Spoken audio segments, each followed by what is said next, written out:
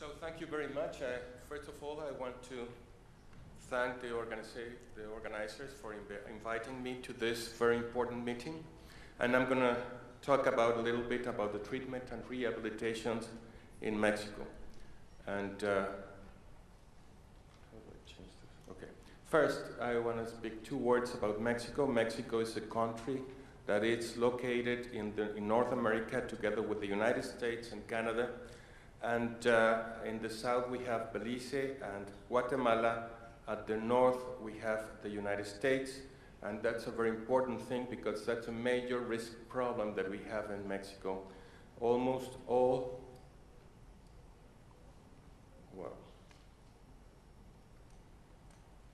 almost all the drugs that goes to the United States has to pass by Mexico. So that's a very important risk factor for Mexico. And Mexico is divided by cartels of drug cartels. The green one is the most important one, that's called the Sinaloa cartel, and the red one is the Zetas, that they are the most violent cartels in Mexico.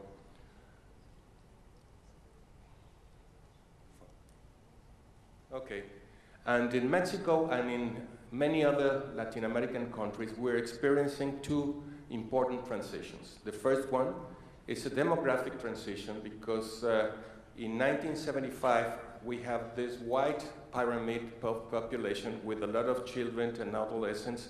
Now this pyramid's getting upside down, and we're having a lot of youth and a lot of young people.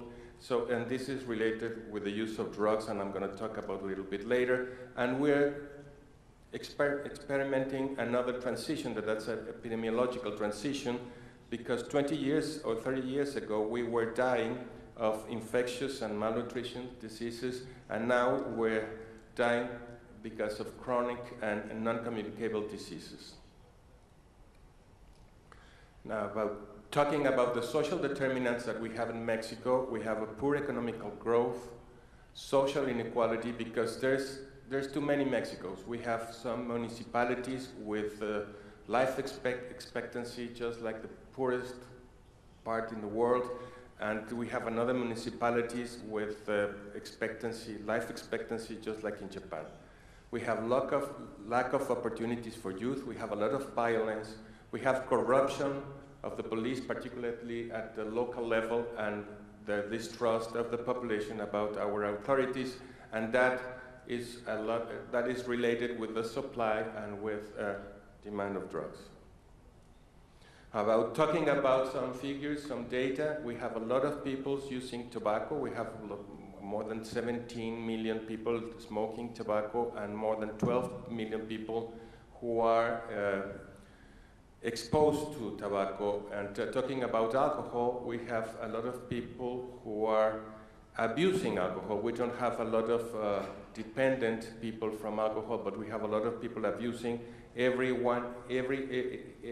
About 30% of our population, every time that he drinks more than 5 glasses of alcohol, and this is related with violence, this is related with suicidal attempts, this is related with car accidents and a lot of things. And talking about illegal drugs, about 7.8% of the population is a lifetime. We have a lifetime prevalence about 7.8, and this is related with what I was speaking before, because it's not the same the 7.8 of the white bar than 7.8 of the red bar. So even though we can control the prevalence of drug abuse in Mexico, the number of young people who's using is going to increase in the future a lot. Now, this is the needs for healthcare in Mexico. It's about 90% of the population never tried an illegal drug in their lives.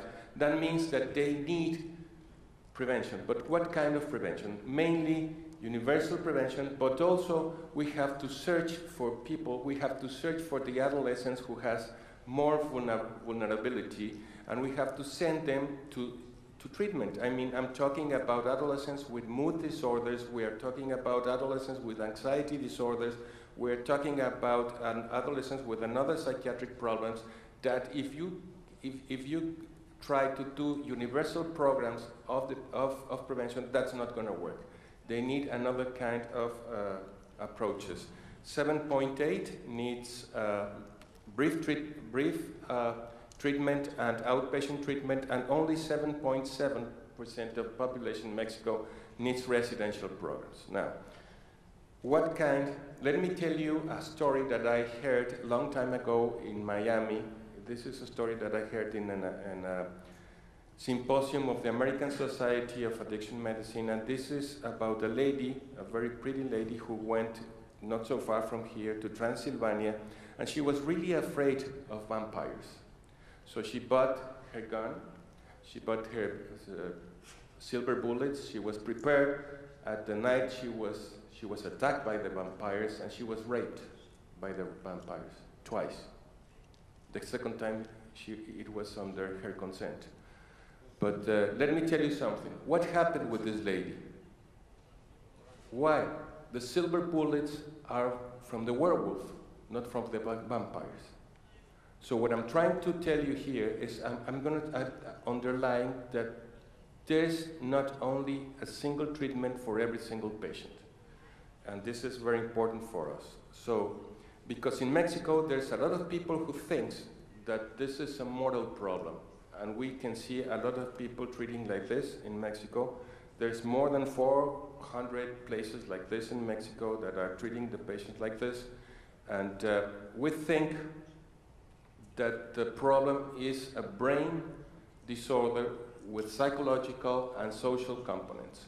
And these are the main challenges that we have: integration of a treatment system, availability of services, quality of the services is the most important thing, social stigma, specifically I'm talking about women. Women they have a lot of stigma in Mexico. Gender perspective, treatment in prisons, and treatment for other vulnerable groups. Now, I was telling you that not every patient needs the same treatment. So let me show you an example here. We have two patients with an alcohol dependency disorders, but the first one has an antisocial personality disorder, and the other one has a compulsive personality disorder. Are we going to treat the patient at the same thing? No, it's different. But let's think that we have both patients with the same compulsive personality disorder. But there's a difference. One has a major depressive disorder with suicidal ideation, so that makes a lot of difference. But let's think that we have the same problem, two patients with major depressive disorders and suicidal ideations. Are we going to treat the patients the same way? No. One is bleeding because of the cirrhosis.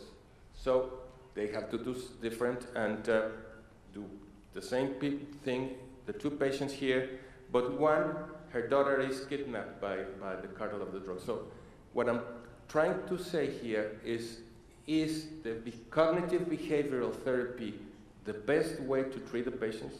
It depends. It depends on what? It depends on patients, okay? So this is a very important instrument that the American Society on Addiction Medicine has. It's called the Patient Placement Criteria, number 2, and they tell us the patient's characteristics and the services features. So you can put the patient in the best way that it has to be.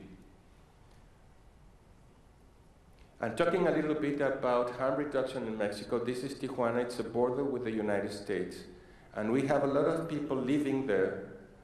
And these places are called picaderos, shooting places or injecting places. And there's a lot of people living there. And they're using a lot of heroin. So they are not ready for treatment. They don't want treatment. So what we're doing needle exchange with them. And but always in our minds is that they have to be abstinent of drugs. But the first contact has to be with them, giving them a needle in order to approach them. But in our minds is always that in the future they're going to go to a facility in our places and they're going to be clean and sober. In Mexico, we have in Centros de Integración Juvenil, in Centers for Youth Detention, this is an NGO that I work for. We have more than 1,300 people working there, psychiatrists, nurses, psychologists, and we see every year more than 100,000 patients in treatment and more than million people in prevention activities by 7,000 volunteers that we have. These are our facilities in Mexico, and we have a very good outcomes. Just like in hypertension, we have very good outcomes in addiction, like any other good place in the world. So thank you so much for your attention.